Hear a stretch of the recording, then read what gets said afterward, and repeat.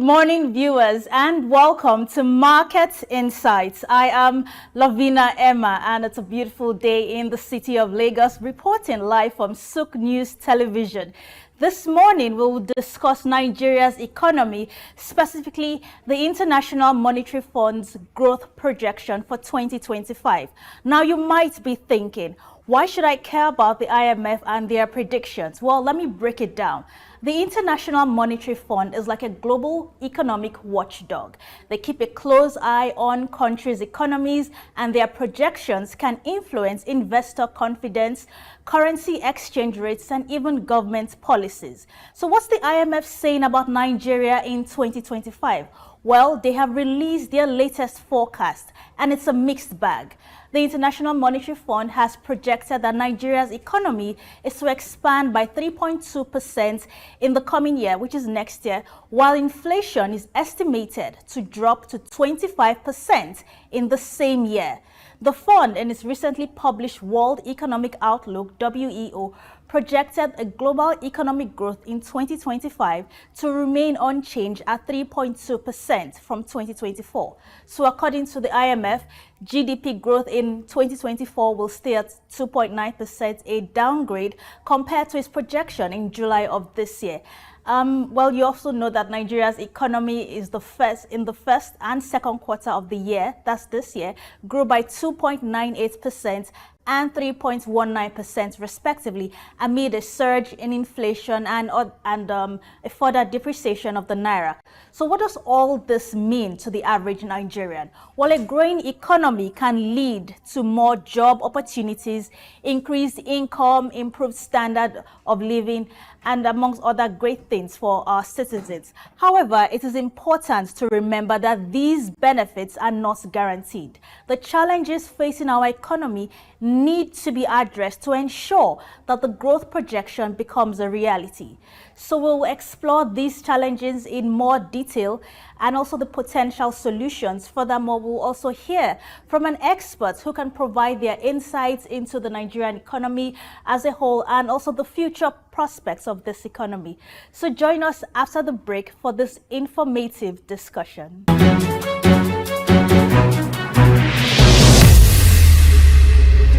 Welcome back, and thank you for watching today's episode of Market Insights. But before we get right into our discussion of the IMF's projection of Nigeria's economy, let's look at how the Nigerian exchange has fared. So we're going to look at trading activities for Thursday, 24th October 2024. So at the end of yesterday's trading session at the Nigerian Stock Exchange, a total of 400 million shares in 9,211 deals corresponding to a market value of 15,715,799,000 were traded, compared with the previous NGX trading day, that's from Wednesday, October 23rd. Now yesterday, the data shows 41% improvements in volume, 90% improvements in turnover, and 16% in improvements deals. The current market capitalization of the stock exchange is at 60.1 trillion naira.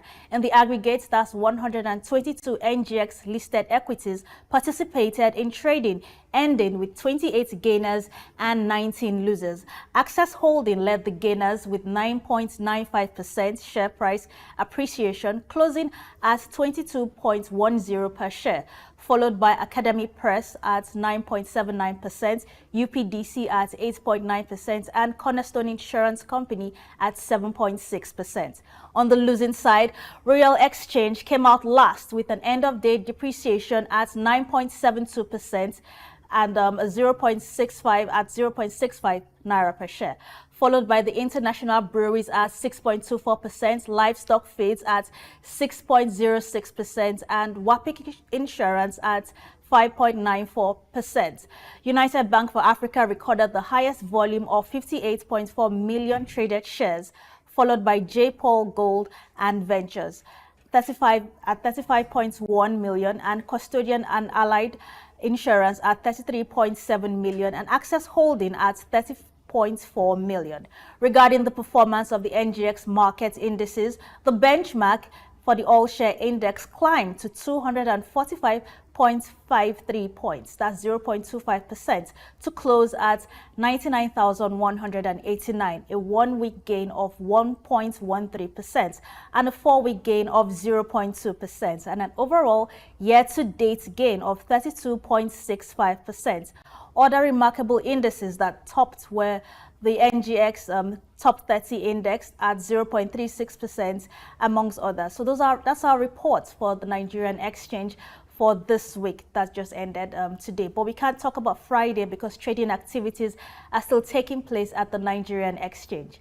So now let's get into today's discussion. We're looking at the IMF's projection of our economy, everything they have said. And to have this discussion with us, we'll be joined, our guest who is joining us virtually, and his name is Dr. Samson G. Simon. He's the Chief Economist at ARKK Economics and Data Limited. So thank you so much for joining us this morning on Market Insights, Dr. Samson. Thank you for having me. Good morning, viewers. Good morning to you too, and it's great to have you on the program this morning as we talk about the IMF's projection and what it means for our economy. Now, they projected, but before we get right into it, what does this entire thing now? It's all about the growth of our economy, despite all the challenges that we have been facing. In spite of all this, we still believe that this economy will grow. Now, the IMF has projected a 3.2% projection for Nigeria's economy by 2025. So do you agree with their projections? What are your thoughts on this? Well, the IMF has been projecting growth data for Nigeria for a while, and their projections have largely been on target. And I don't see why this would be an exception. Of course, these are estimates, meaning that they are not exact figures, and they are contingent on some observed variables. And should these variables change for one reason or the other, then the projections might change. Just like we're seeing in this year, they initially projected 3.3, they reviewed it downward to 3.1, and then finally to 2.9.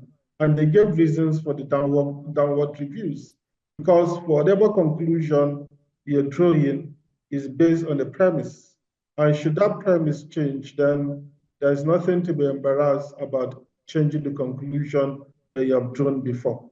And for our 3.2 GDP growth for next year, 2025, for Nigeria, is also the global growth.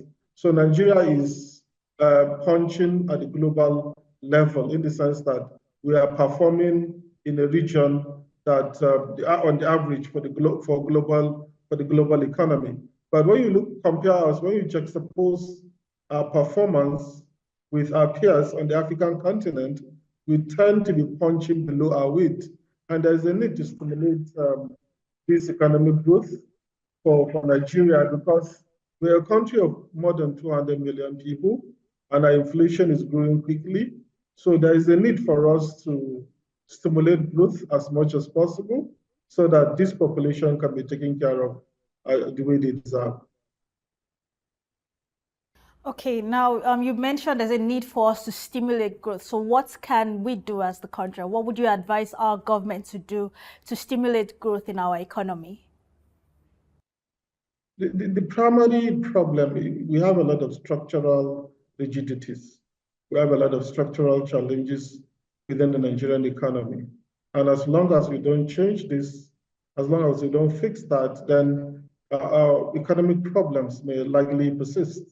And even this subsidy removal, or at least the attempt at subsidy removal, as for fuel subsidy, and even for electricity, and even the floating of the Naira, these are all attempts to fix this problem. Sadly, I know they may not have given the desired results, in the sense that we're experiencing the worst cost of living crisis that Nigerians have experienced in a lifetime. So it is not really good, I know, but maybe the way we went about it, we should have made proper provisions to cushion all these effects. But these are some of the things we need to do, because the Nigerian economy for the last 10 or so years has largely been stagnant, or in fact, even retrogressed.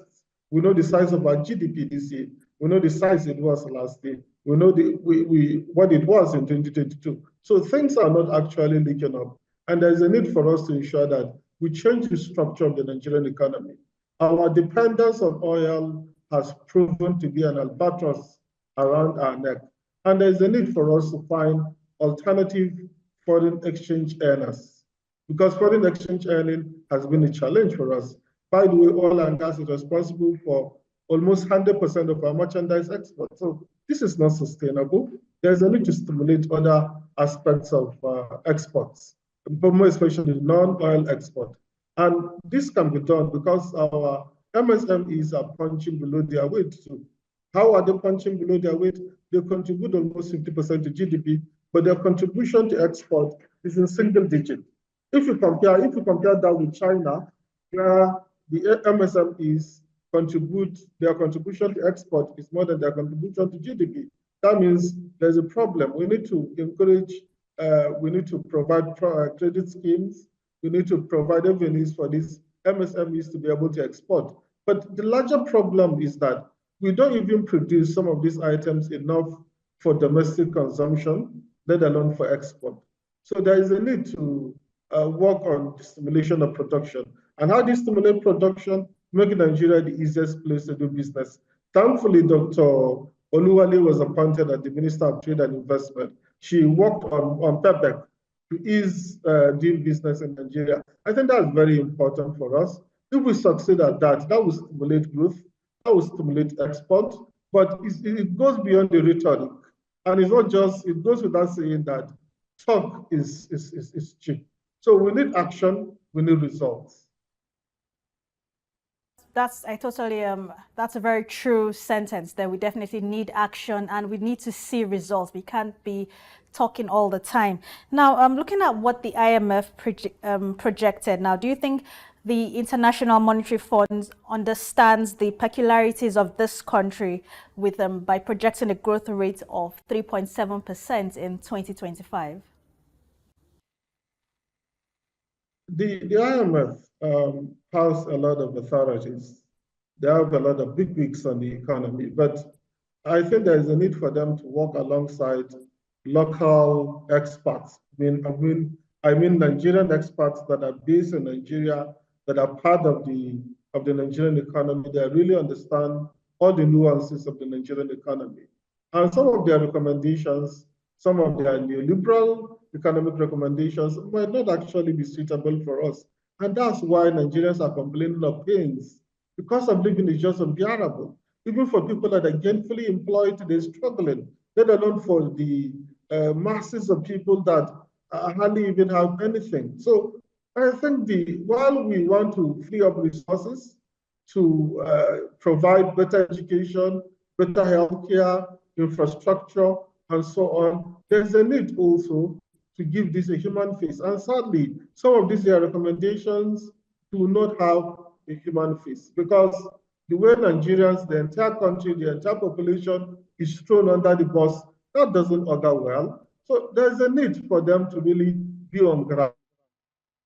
They might have been on ground, but they need to do it even more. They need to really understand, they need to have a deeper situation, instead of just assuming that one size fits all recommendations will always work for economies like Nigeria. We all have our uniqueness, and all this uniqueness should be captured into the model, and there should be considerations for such. If not, then at the end of the day, you punish Nigerians for nothing, you inflict maximum pains on the citizens, and then the rewards are not commensurate. Like what they're saying about this subsidy removal and the floating of the Naira.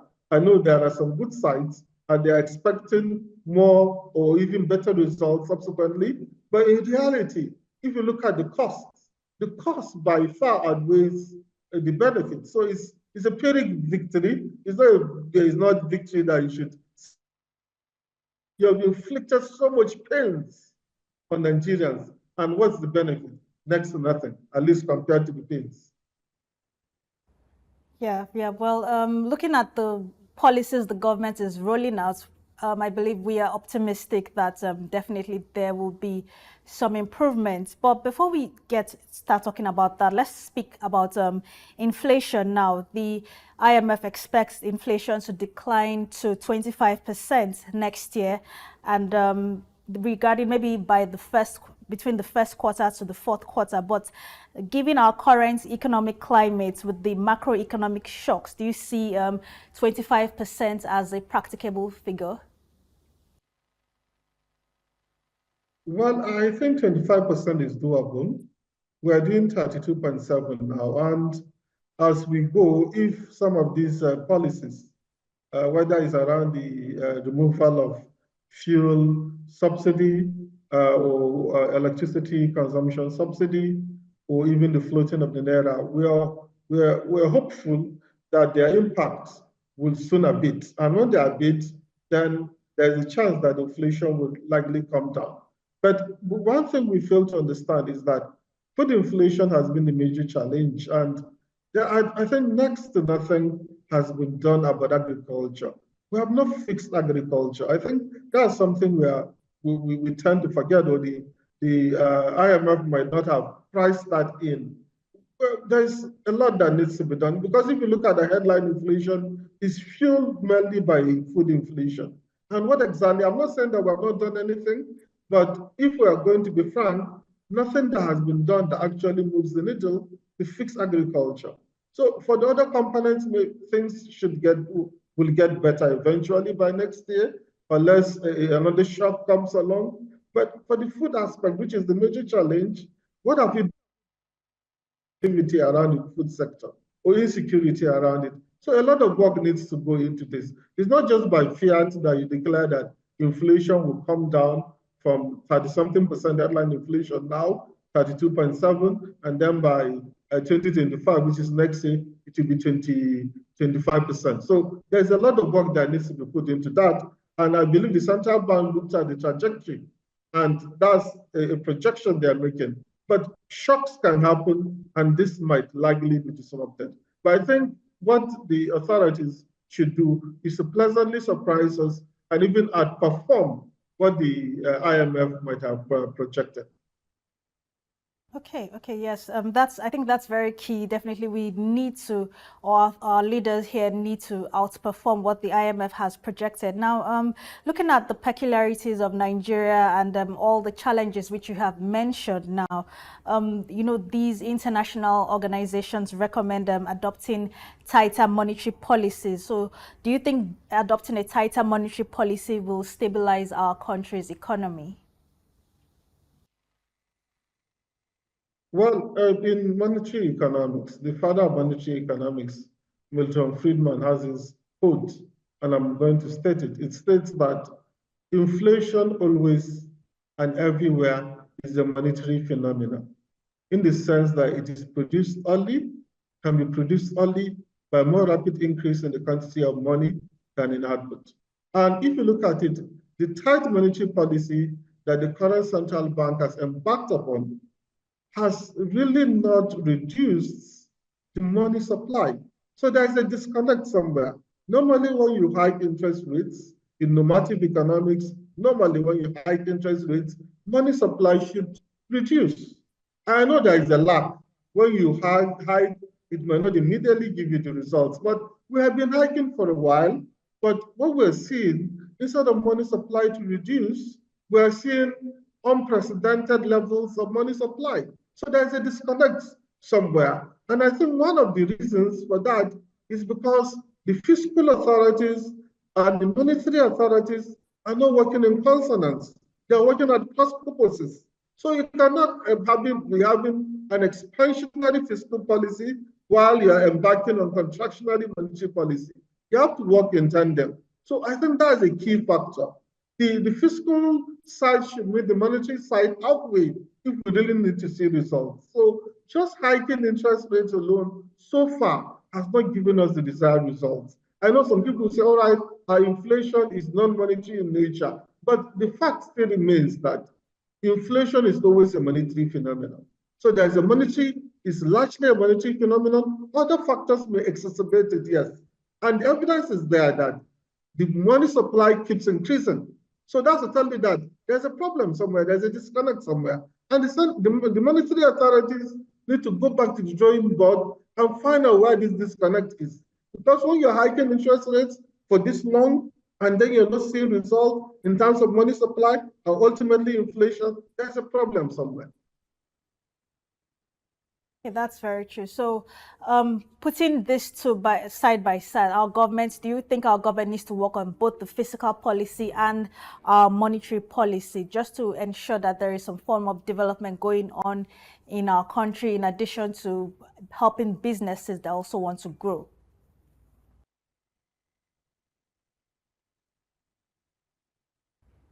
Can you repeat that, please? Yeah. Can you hear me? I can hear you. Can you repeat the question? I said yes, like I understand everything you have said now, but I said, do you agree that it has to work side by side, improving on our physical infrastructure and also the monetary policy? Now, if they keep increasing our monetary policy, the interest rates, it will keep affecting businesses. And if the proper infrastructure is not put on ground, it doesn't help people also. So do you think these two have to be working side by side to be able to help production in our economy? Of course, they have to work side by side. It's necessary for them to work side by side for us to see tangible results. But the thing is that the monetary authorities are not just doing consumers or households a favor by hiking interest rates to protect their purchasing power, but they're also protecting the purchasing power of businesses. I know some businesses will feel like, all right, it makes hiking interest rates makes the cost of credit to go through the roof, and then you cannot afford to borrow, or even if you borrow, you struggle to pay. So you cannot expand, and even infrastructure-wise cannot be quickly developed because of the cost of credit. But by protecting purchasing power, by trying to fight inflation, the central bank is doing all of us a favor, because when there's even too much inflation, that undercuts growth.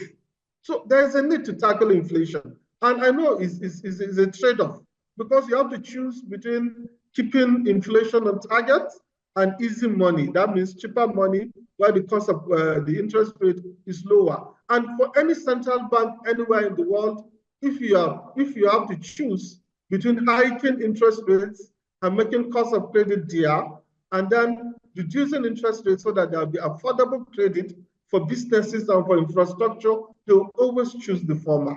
You tackle inflation first, bring inflation to target, then after you have done that, you can then stimulate economic growth by cutting interest rates and providing easy money for businesses and for government. So it's very important. I know all of them are important, but at this particular time, the overarching goal should be tackling inflation. And hiking interest rates it has been proven over time that is the best way. I know it might not be yielding the results now, and you're making cost of credit quite exorbitant, while the hiking that should reduce money supply and ultimately inflation might not seem to be working. So like I mentioned earlier on, the central bank needs to find out why this is not working, and they need to fix that.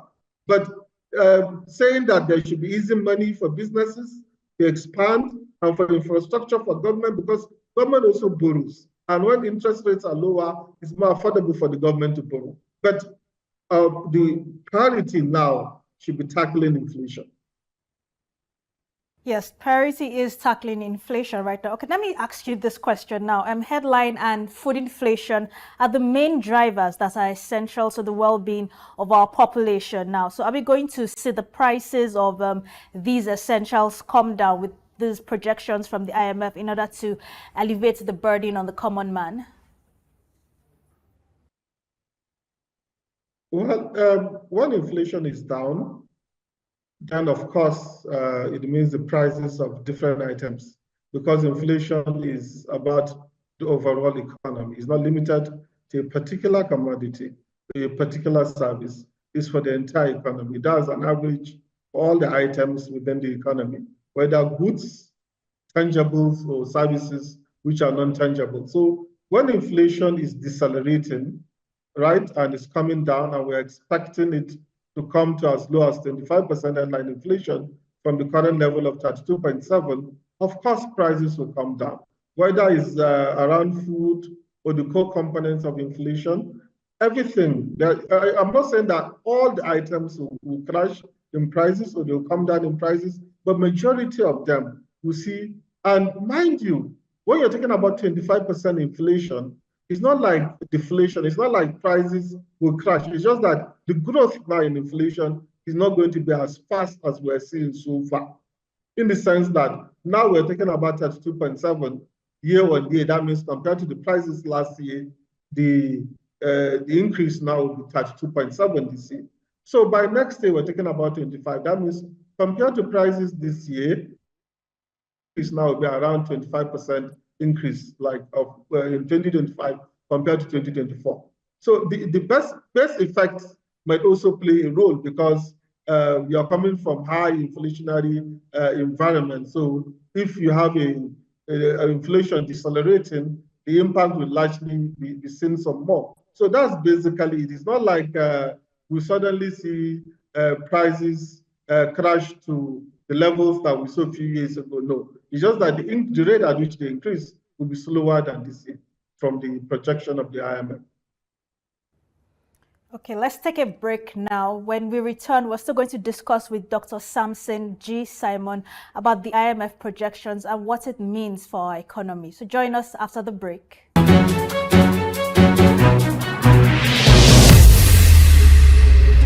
Welcome back, and thank you for watching the program as we discuss Nigeria's economic outlook and the IMF's projection growth for 2025. And to have this discussion with us is our guest who joined us virtually in the person of Dr. Samson G. Simon. He is the Chief Economist at ARKK Economics and Data Limited.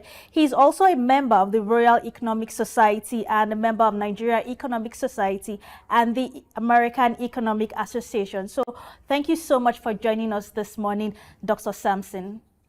Okay, so still on our discussion now, you mentioned a whole lot about the fiscal policy challenges that we have been plagued with in the country now. So with regards to revenue generation, much has been said about it, but in your view, how do we get it right with the fiscal policy and revenue generation within a short term? How do we get it right? Well, I think the president is determined to fix that problem, at least by setting up the Taiwo Oyedele-led Fiscal Policy and Tax Reform Committee. They have submitted their report, and they have a lot of modalities how they intend to go about fixing Nigeria's revenue problem. Nigeria has one of the worst revenue to GDP ratios in the world, something in the region of 10%. Even our West African peers, even in West Africa, we are one of the least performing countries, and across the African continent too. So we're not doing well when it comes to revenue generation. So, and everything must be done to fix that problem. But like we like to say in Nigeria, you don't want to tax poverty. So you have to look at the correct items to tax, whether it's tax evasion that should be reduced, or even avoidance that you want to reduce. So there are a lot of ways that you can increase the tax revenue. And I think this committee has some good recommendations. And they need to, while you're taxing, you have to be careful that they don't tax businesses into non-existence. So you have to be watchful about that. And even for individuals, particularly around food, we know food inflation is completely out of this world. So there's a need to reduce the taxation of food, right? Even for items that were taxed before. And I think the committee recommended that too. So there are a lot of ways that the tax revenue can be increased. And another thing is when there is growth within the economy, when there is economic expansion, there will be more tax revenue. So all these things are on the table and the authorities are working towards them. And we look forward to seeing better results, particularly from next year when some of these new laws are going to come into effect. Okay, we look forward to that. Now, we cannot overlook the external factors in all of this. We don't have any control of external factors like the global economic slowdown, the global oil price volatility. And so in the midst of all this, now, how do we stay ahead of the curve as far as these factors are concerned to mitigate the impact of all these problems, which is inevitable in most cases? Well, shocks are a natural part of the global economy. So we cannot run away from them completely, but we can mitigate the impact. We can reduce the impact to the barest minimum. When Nigeria has economic challenges, America doesn't normally feel it. Okay, there seems to be a hitch with Dr. Sampson's network, but he'll join us shortly once it's fixed. Now, he did mention a lot of very important points as to how we can help to also mitigate this crisis we are facing in our economy and prove the IMF wrong. And our government needs to be on deck. All hands need to be on deck to be able to achieve this. And with specific emphasis, like our guest said, on improving our fiscal policy, our infrastructure in the country, before we start talking about improving or increasing the monetary policy that we have right now. Yes, we want to tax businesses and generate revenue, but we also need to make sure that the proper infrastructure is on ground to make sure that these businesses can produce or function properly, according to our guest. Now, Dr. Sampson, are you here with us now? Okay, he will be joining us shortly. He did mention a lot of points in the midst of all this. Okay, Dr. Sampson, are you here with us now? Yeah, I'm here with you. Okay, good to have you with us. So I mentioned yes, we were going to talk about, I mentioned things like the global economic slowdown, the oil price volatility, which could also have negative impacts on our economy, and we don't have control over these things. So how can we mitigate these challenges so that it doesn't affect our economy? So we make ourselves as less susceptible to happenings around the world as possible, particularly negative happenings around the world. For example, for our crude oil supply, for our supply of refined fuel to domestic market, if we can ensure domestic refining, we ensure domestic supply of feedstock to these domestic refineries. We have technically removed the Nigerian market from the foreign exchange risks, from the volatilities that we see in oil prices, particularly if we price the crude oil in naira. So there are a lot of strategies that can be adopted, but we cannot be completely immune from happenings around the world because we are an integrated economy. We're integrated to the global economy. We're not an autarky. We're not like North Korea, where we hardly interact with the world. So no matter what happens across the globe is going to have some impact on us. But what the best we can do is to make sure that, particularly for the negative impact, is being brought down to the barest minimum. And then for the positive happenings, we welcome them and we embrace them with open arms. For example, AI and other spillover effects of the knowledge economy. That will boost our economy, that will make us better. So we embrace the good sides of being integrated to the global economy and try to mitigate the impacts of the negatives that come from around the world. Okay, now looking at everything that you've said so far, we've talked about some solutions to these issues, like you have also mentioned. But, you know, there has been the issue of our federal government taking loans from these international organizations to help our economy now. And we know that we are owing, there's also the debt challenge too, that is also affecting our economy. But looking at our country's everything that has been going on so far now, these loans that we keep taking now, are these loans for production or for consumption? Because when you take a loan, you have to be using it for something. And so far, I want to get your thoughts on this situation. All right, I think we have a problem in Nigeria. We tend to demonize consumption, we tend to demonize imports. Import is as important as export. And that's why the objective in economics is balance of payment equilibrium. That means import equalizing export. So import is important. And in the same manner, consumption is as important as production. If you look at your GDP You talk about consumption, then you talk about government spending, you talk about investment, which you consider as part of production, and then net export.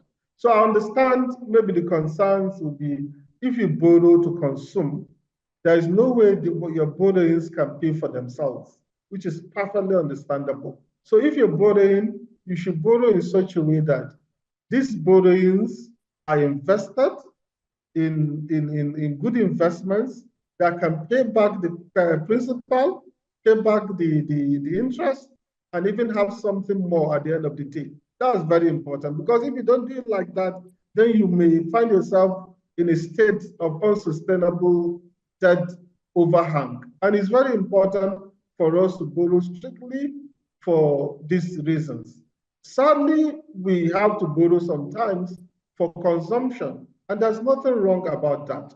As long as we use this efficiently, there's no wastage, there's no corruption. We're talking about the cost of living crisis that Nigerians are suffering today. And some of us have never experienced anything like that. But for older people, maybe in recent times, they have never seen anything like that. So there's nothing wrong if you provide social safety nets. The most vulnerable in Nigeria are being catered for. I'm not saying everybody, but the most vulnerable, those people that if you don't cater for them, they create problems for society. So there's nothing wrong with getting money to take care of those people. But sadly, what we have seen in recent times is that even the money assigned to them, like the Ministry of the Humanitarian Affairs now, the money is likely not being shared in a transparent way, because you cannot independently verify some of the things that they're saying. So everything is written with corruption, and it's completely as useless as, because you cannot guarantee that the money is reaching the most vulnerable amongst us. So the objective is defeated. So I think we need to strike a balance in everything that we do. Okay, so how do we strike a balance between the two then? The striking of the balance is, as much as we want to cater for the most vulnerable in Nigeria, we should not just get resources and sometimes even borrow, and then we cannot even account for that. We have to make sure that we have something that is transparent, something that is independently verifiable. If I say there are 10,000, if you come to FCT, there are 10,000 most vulnerable people in the FCT, we should have a register where you know them, you have their biometrics, everything is traceable. And if you say you have given them 100,000 each, anybody can go and confirm whether it's the World Bank or the IMF or an independent researcher. That way we know that this help is actually reaching the people that need it the most. Not somebody coming to claim that he has done something, he's not independently verifiable, you could have used the money to take care of some mistresses somewhere, and you cannot trace it. So we need to work on that. The first thing you do is to get a register, right? And make it digital, have biometrics, before you even start sharing some of these things, like the rice that the president has been sharing over time is not traceable. And even I think it was in Katsina that the rice trucks were given to Katsina State, and they were repackaging those bags of rice to sell to Niger Republic. So we need to work on, first thing first, we need to suppress our reforms, we need to suppress our policies, because the suppressing is as important as the implementation. If you don't suppress them well, then it may just be an exercise in fertility. You won't have the results you want at the end of the day. Now, what do you recommend to tackle these debt challenges, especially with borrowing from these international financial organizations? As much as possible, we should not borrow. Borrowing should be the last resort. And we have different avenues of augmenting income without necessarily increasing the tax rate. There are problems around our tax administration. Fix that problem. Make sure you get the best hands in charge of our taxes or our tax system as a taxman.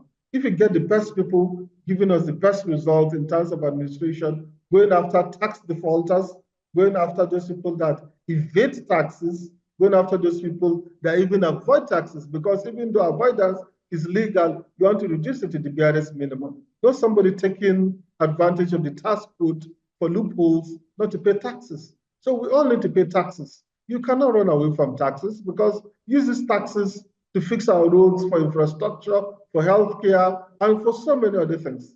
So it's very important that we make sure that we run the most efficient and arguably the best tax administration that you can ever have.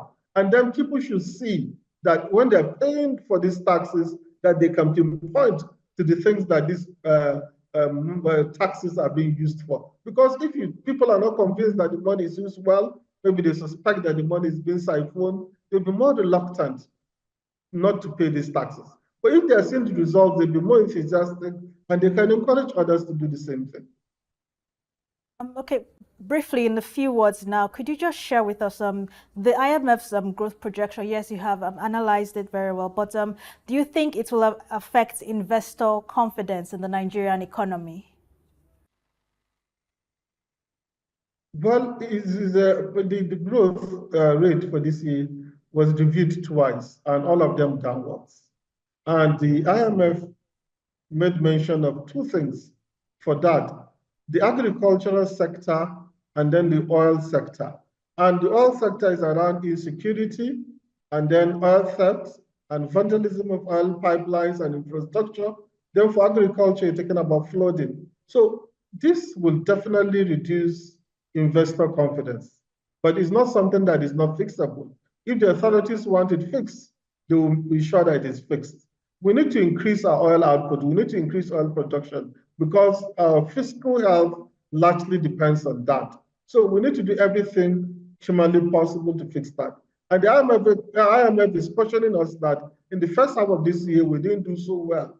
So we cannot afford to maintain that trajectory because we'll be losing investments, not even our inability to attract investments now, but even the little that we have will continue to fly. That's what we call capital flight. We'll continue to see more of it because we have not gotten our act together. Okay. Thank you very much for this. Just before we round up our program now, let's just look at our continent, especially the sub-Saharan Africa now. The IMF puts the region's growth rate at 4.2%, and this is a downgrade compared to its earlier projection now. So what's the interplay here? The earlier projection was sometime in April 2024, and now Nigeria's own, they've also predicted this. So what's the interplay here in this region, sub-Saharan Africa?